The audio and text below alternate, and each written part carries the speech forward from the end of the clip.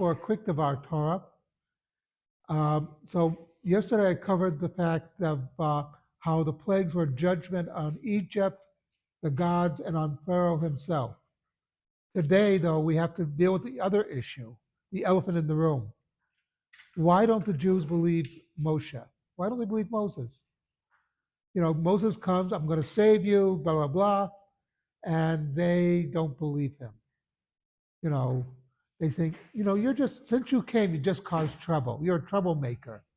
We had slavery wasn't all that great, but since you came, it's gotten worse. Uh, one of the things that Moshe has to do is to rebuild these people. These people have been slaves, they were born slaves, etc. And they just don't want to hear it because what they know is the physical pain they're going through.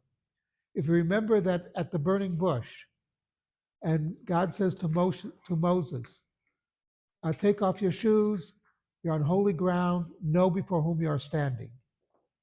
Now, this is a much deeper thing than you think, is the ground under Moses' feet at that point was jagged rocks. Moses had to feel some of the pain that these people have been experiencing. Like I said, Moses has had a charmed life up until now. Everything he did was a success. He never really suffered, not like the people he's going to be speaking to. And then know before whom you're standing. Yet know when you're standing before God, but also know when you're standing before people who, for whatever reason, don't want to hear it. Like they've been suffering.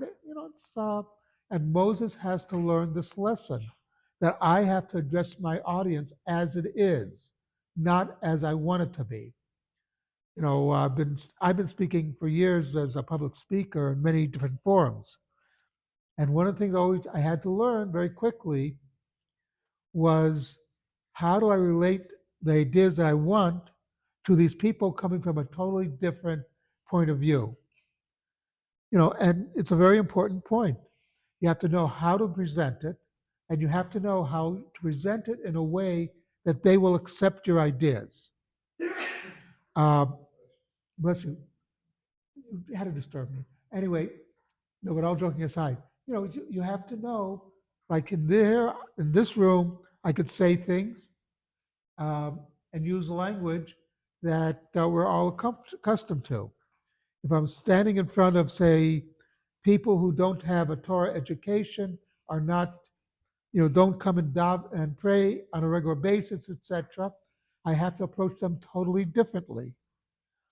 And I have to know how to do it. So Moses had to learn this lesson.